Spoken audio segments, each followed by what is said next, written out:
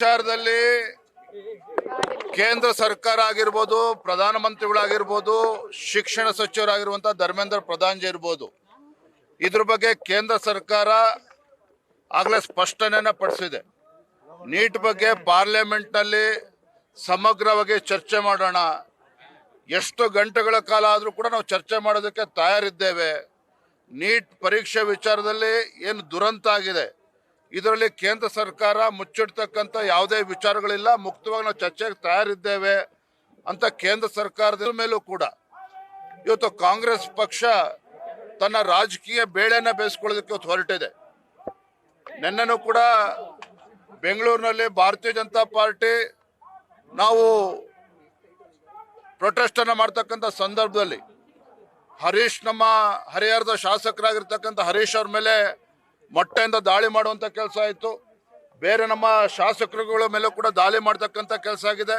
ಏನು ಗುಂಡಾ ಸರ್ಕಾರ ಇದೆ ಕಾಂಗ್ರೆಸ್ ಇವತ್ತು ರಾಜ್ಯದಲ್ಲಿ, ಗುಂಡಾ ಸರ್ಕಾರ ಇದೆ ಅಂತೇಳಿ ಕಾಂಗ್ರೆಸ್ ಪುಡಾರಿಗಳು ಒಪ್ಕೊಂಡಿದ್ದಾರೆ. ಇವತ್ತು ಶಾಸಕರ ಮೇಲೆ ಇವತ್ತು ದಾಳಿ ಮಾಡ್ತಕ್ಕಂಥ ಕೆಲಸ ಮಾಡ್ತೀರಿ ಅಂತ ಹೇಳಿದ್ರೆ, ಈ ನಾಲಾಯಕ್ ಕಾಂಗ್ರೆಸ್ ಸರ್ಕಾರ ಇವತ್ತು ಪ್ರಜಾಪ್ರಭುತ್ವದ ಬಗ್ಗೆ ಏನಾರು ಕಳಕಳಿ ಇದೆ ಅವ್ರಿಗಾಗಾದ್ರೆ ಇವತ್ತು ನಮ್ಮ ಮೇಲೆ ಆರೋಪನ ಮಾಡ್ತಾರೆ. ನಾನು ತಮ್ಮ ಮುಖೇನ ರಾಹುಲ್ ಗಾಂಧಿ ಇರ್ಬೋದು ಅಥವಾ ಯಾವುದೇ ವಿರೋಧ ಪಕ್ಷಗಳು ಇರ್ಬೋದು, ನೀಟ್ ವಿಚಾರದಲ್ಲಿ ಯುವಕರನ್ನ ಬೀದಿಗೆ ತರೋದನ್ನ ಬಿಟ್ಟು, ಈ ಷಡ್ಯಂತ್ರ ಮಾಡೋದನ್ನ ಬಿಟ್ಟು ಇವತ್ತು ಪಾರ್ಲಿಮೆಂಟ್ ಸೆಷನ್ ನಡೀತದೆ, ಅಲ್ಲಿ ಚರ್ಚೆಗೆ ಬರಲಿ, ಕೇಂದ್ರವು ಕೂಡ ಮುಕ್ತವಾಗಿ ಚರ್ಚೆ ಮಾಡೋದಕ್ಕೆ ತಯಾರಿದೆ. ಅದನ್ನ ಬಿಟ್ಬಿಟ್ಟು ಈ ರೀತಿ ಯುವಕರನ್ನು ಕೂಡ ತಪ್ಪುದಾರಿಗೆ ತೆಗೆದುಕೊಂಡು ಹೋಗ್ತಕ್ಕಂಥದ್ದು, ದೇಶದಲ್ಲಿ ಒಂದು ಅರಾಜಕತೆ ಸೃಷ್ಟಿ ಮಾಡೋದಕ್ಕೆ ಇವತ್ತು ಕಾಂಗ್ರೆಸ್ ಸರ್ಕಾರ ಹುನ್ನಾರ ಮಾಡ್ತಾ ಇದೆ. ಇದು ಖಂಡಿತ ಸಾಧ್ಯ ಇಲ್ಲ ಅನ್ನೋದನ್ನ ನಾನು ಈ ಸಂದರ್ಭ ಸ್ಪಷ್ಟಪಡಿಸ್ತೇನೆ.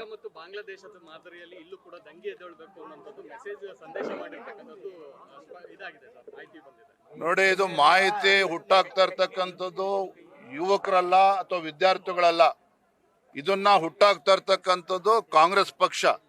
ಹಿಂಬಾಗಿಲಿಂದ ಅಧಿಕಾರಕ್ಕೆ ಬರಬೇಕು, ಜನರ ವಿಶ್ವಾಸದಿಂದ ಗೆಲ್ಲೋದಕ್ಕೆ ಸಾಧ್ಯ ಇಲ್ಲ, ಅದು ಅಸಾಧ್ಯ ಅಂತೇಳಿ ಗೊತ್ತಿರ್ತಕ್ಕಂಥ ಕಾಂಗ್ರೆಸ್ ಪಕ್ಷ ಈ ರೀತಿ ಒಂದು ಅರಾಜಕತೆ ಸೃಷ್ಟಿ ಮಾಡಿ ಹೇಗಾದ್ರೂ ಮಾಡಿ ಕೇಂದ್ರದಲ್ಲಿ ಅಧಿಕಾರಕ್ಕೆ ಬರಬೇಕು ಅನ್ನುವ ನಾಟಕವನ್ನ, ಕಪಟ ನಾಟಕವನ್ನ ಕಾಂಗ್ರೆಸ್ ಪಕ್ಷ ಮಾಡ್ತಾ ಇದೆ.